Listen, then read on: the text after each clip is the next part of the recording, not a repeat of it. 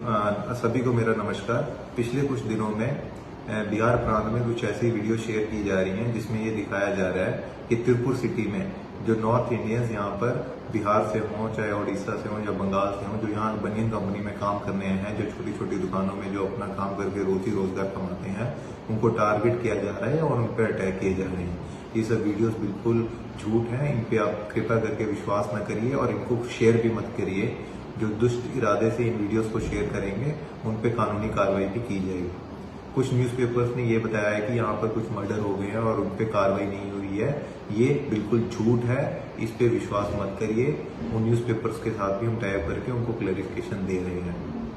इसके अलावा हमने यहाँ पर नॉर्थ इंडियन वर्कर्स के लिए एक ऑफिशियल हेल्पलाइन शुरू करी है। उसका नंबर है 9498101300। अगर आपको कोई भी परेशानी हो, आप इस नंबर पे